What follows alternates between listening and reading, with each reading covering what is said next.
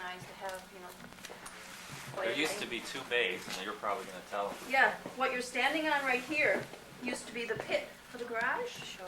Like my Change the dad oil. used to bring his cars and stuff in here, and then he'd get down under them, but we filled it all in with sand and put boards over it.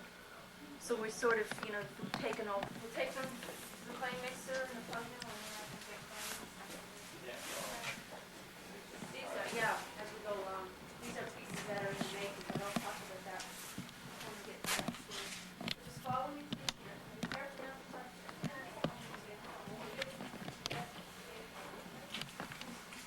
it. So what do you put in there? Well, we actually buy our clay pre-mixed, but I like it Shannon, much she's getting softer top than of they her mix head. it, so I throw it She's back getting in the top here, of and her also we can recycle clay. So as you watch me work through, you'll see there's a bit of wastage, but we can recycle it and throw it back here and mix it all together again. You see what's happening? It's just going to mix around and around. You put the clay in there with the water. Now, careful not to touch it though, okay? You see? It's just going to mix everything up. It's kind of like your mom's mixer. She's mixing up a cake or a blender or something. It's just mixing everything together. Had this from the States as well. Yeah. There's not a place close by that you can. Not in Newfoundland. Well, there were probably places in Canada, but this particular mixer we just so that, you know, if you're making bread, it's like you want to get all the air out of it, you're kneading it. Well, we do what's called wedging, and it's just like kneading dough, and it's the same concept. You're mixing it together, trying to get the air out of it and stuff.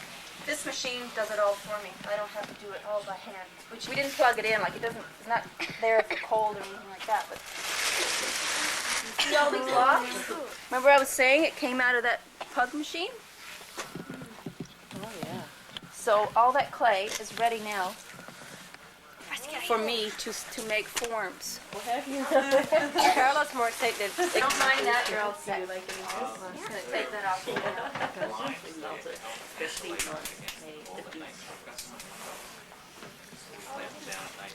Can Sarah get in the front, David? Because Okay, she's yeah. shorter than you. Let the short kids up front. Yeah. I think there's water gonna flick. I'm not sure when it might flick Yeah. right over there. We're not. This is the wheel I normally use for throwing, as you can see. It's, pardon? I don't know where it is. It's just like Sewing foot machine. pedal, sewing machine, Yeah. or an accelerator for the car. Did you see? So just watch my foot Yeah. and watch the wheel. So as I press on that, notice how the wheel goes faster? Okay? Yeah, but Lynn, is that going to flick all over everybody? Well, don't worry. This is probably 1 out of 50 steps that this bowl has to go through. Already, we've had to make the clay. We've had to put it through the pug mill. We've had to store it. So all these steps add up. Right. So it all takes time, and that's the thing. Time is money, you know. Yeah. And with a business, it you know, we have to take everything into account when we're doing it. The first thing you have to do is wet your hands. Yeah. And you have to center the clay.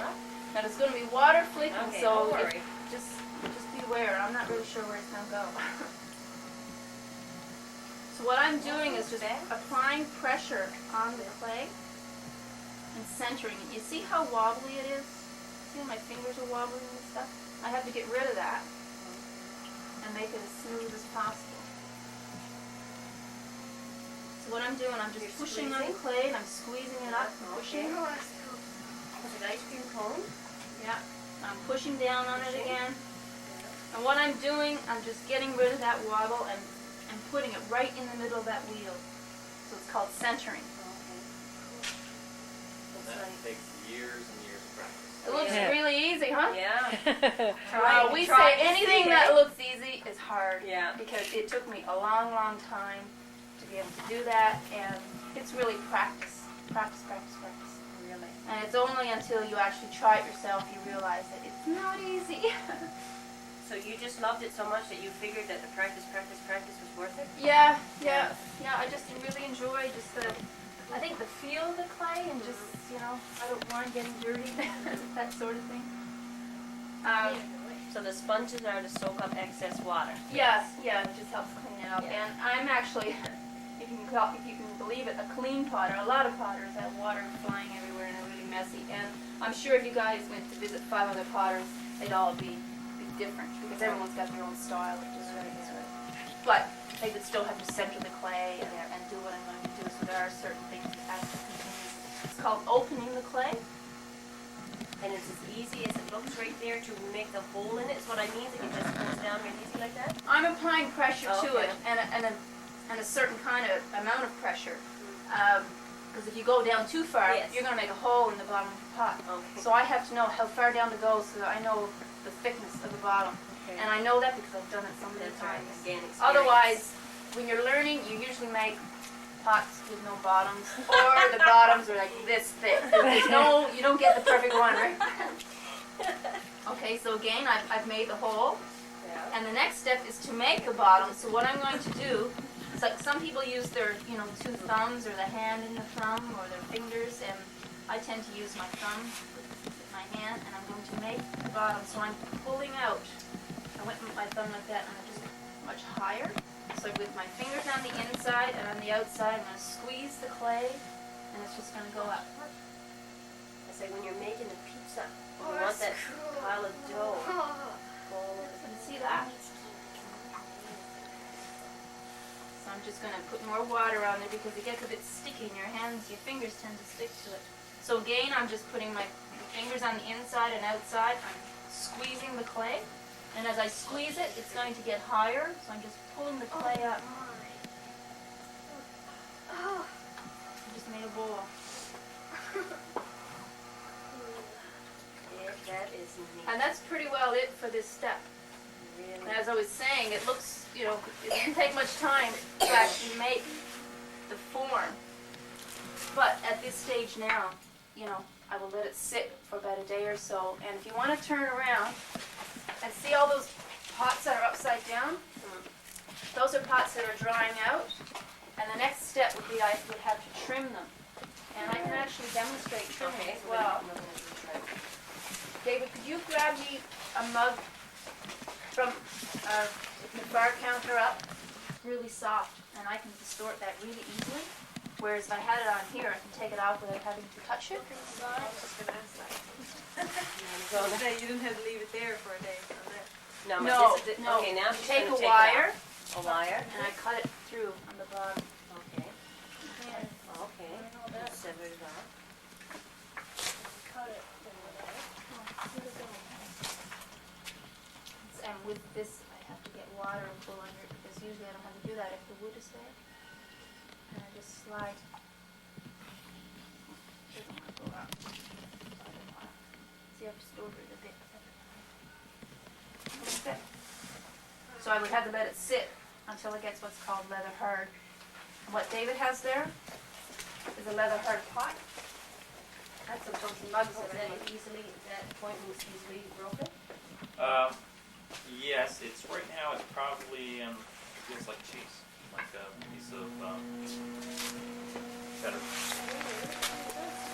They can feel it if they're very, very careful. At the bottom. Whoever gets this. We'll have a. Did you feel it, Laura? Did you get a feel? This is, when you're doing production, and production is doing the same things over and over, and what we're doing, the same forms, this is a great piece of equipment, I guess, that helps you center the pots, and it's just a production thing. Some potters use it, some don't. So you get the same size over and over again? Or? No, I have to do that at that stage to get the same size. Oh, okay. That just holds it directly in the middle. Oh, okay. And that piece of And you see, it just holds the pot in place. Which is great. And I'm just going to make it. This is a dry mess, so it won't be so bad. I didn't get anybody with water in. You see all these little pieces here? This is how I made it.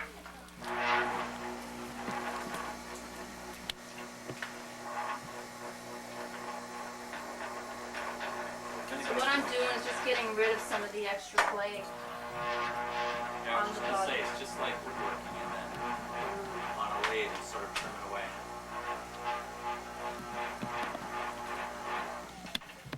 Can you feel that?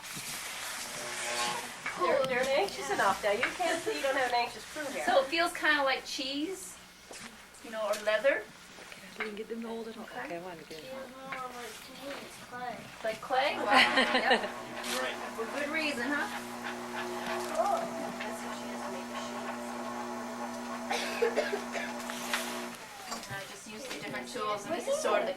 I like to get rid of all these lines and stuff that are here.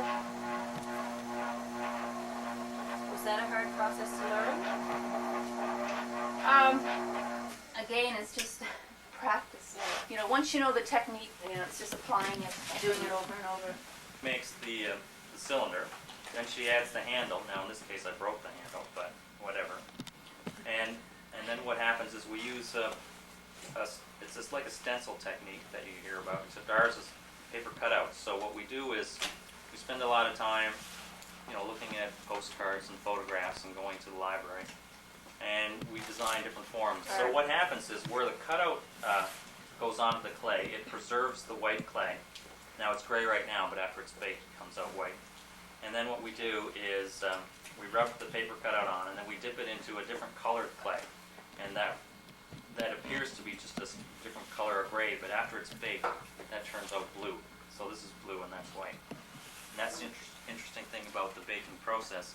I mean, everything goes in sort of a shade of gray, and when it comes out totally different colors. So after we dip it in the different colored clay, then we let it dry again. We peel off the paper cutout. Is that what's peeling off? Yeah, That's that's right. right, yeah. So they're drying off, so we just peel it off. Sometimes it falls off. Yeah, and depending on what we're making, there's samples of candle holders down below. We can also do cutouts as well. So have they already been baked? Those? Or No. just drying? No, they're still drying. They have See to the be paper completely, cutout? So it was, dried out you know, before they had go it on in the the clay oven. like that, and then we just dipped it in the color, and then it peels off, so that this actually, when it comes out of the kiln now, this will be blue, and this will be white. Yep. And he also carves into it at this stage. And this is what's called the greenware, and the clay is like bone dry. There's no moisture in this now. All the moisture has to dry out of it before it goes into the kiln. And So you it's notice when I was extremely brittle. handling it, Yeah. yes, it's very, very fragile. Okay, that's the real. There was a lot more water in it when I had it, Yeah. because you notice the color, it was much darker. Yeah. This is a much lighter color now, and that's why these are just sitting there now to dry. And we clean them up and they go in for the first firing. One at a time. So when you add that up, it adds up to a lot of hours. We're here basically 7 days a week.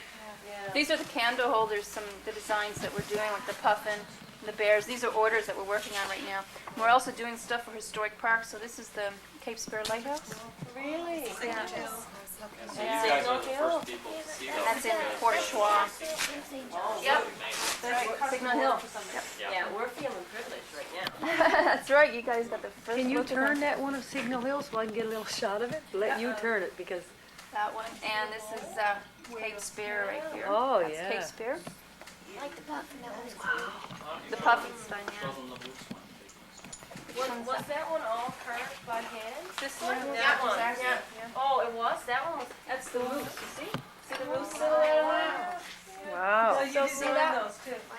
Yeah, Linda and I, we spend a lot of time Well, designing. so do you cut them out with Or, you know, X-Acto that blade? We do a little bit of both. I have an X-Acto How about blade at these? home. And that's the humpback whale one. Yeah, we just did some, just to show you guys. Well, that's Give a me an goal idea. that's been in the making for a couple of years. A couple of years. A couple of years, and they're cutouts of whales, but it's just so much work involved and it's so fragile that we kind of left it. And what? It's baked in the oven, and they come out these colors, this white and this blue. Do you see that? Everything is baked twice.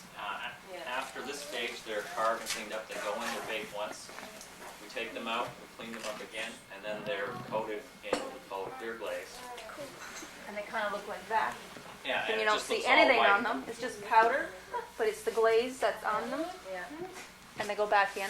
And they're baked again to 2,300 degrees. Wow. Well, yeah. And then they just decorate it and they fire it. So there are some similarities and some differences. But the big difference is that we do all the designs ourselves. So everything is handmade. Whereas with ceramics, it's not really. There's a lot of hand work that goes into it. These are the elements. This is what heats up. Okay, so what we do, we put all the pots in here.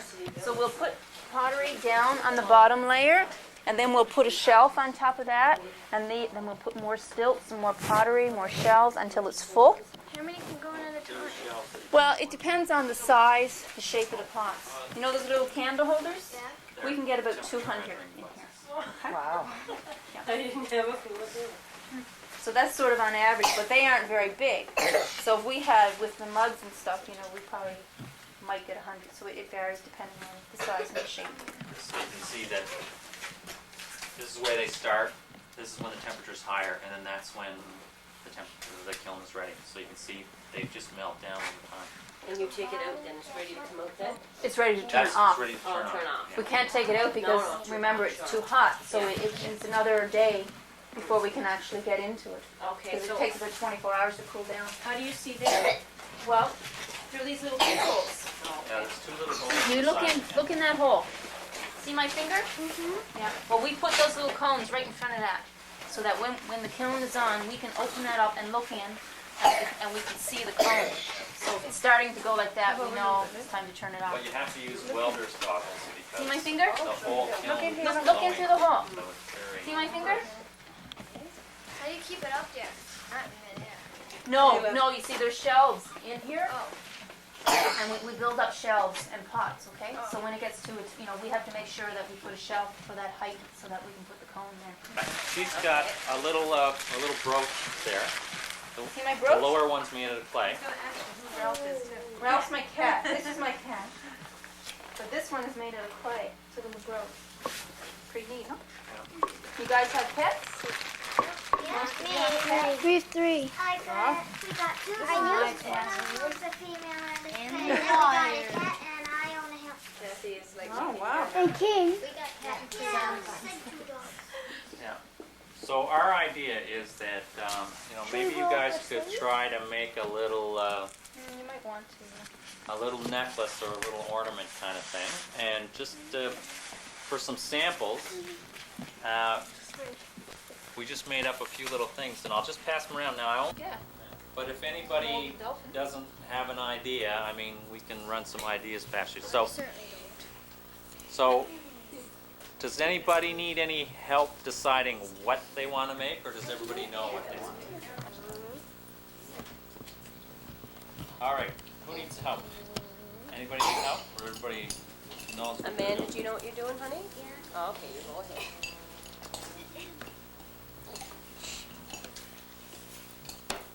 David, what are you making? So is this where you pick out your new make- recruits, maybe?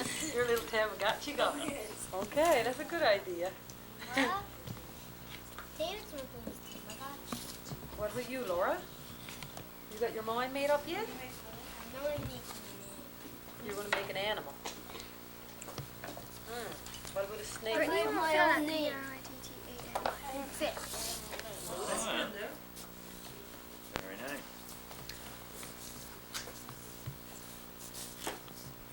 Now put these back. Oh, I got to get a shot of David. Yeah, we'll get a shot of them Leanne. all now. Who's ever done, why don't you take them into the shop and chat to them about all the different things that are out there, and then I'll just finish up with people in here. I think most people are finished. I got them. Perfect. Okay. This is a little candle holder with a whale's tail. I didn't know there were whales' I tails. think they're whale's tails. Didn't know that was a whale tail. Tail. Oh yeah, pictures of Ralph, yeah. Front somewhere, and try to sign between names instead of over somebody else's name. So after you're done, just pass it on to I the want next to buy one of these and get Sign on enough front. money. Find a space where you got some room. Mom, look at the birds down here. And pick them up. Beaches and not only beaches, the woods everywhere. All over the place. Well, whenever we go out, we bring back more than we leave with. So we can call you pack rats, right? You can say that. It's terrible. You ever had to move, pack up and move? It'd be crazy. Yeah, But the problem is I don't want to throw things out. Are you happy here? Oh, quite. Oh, yeah.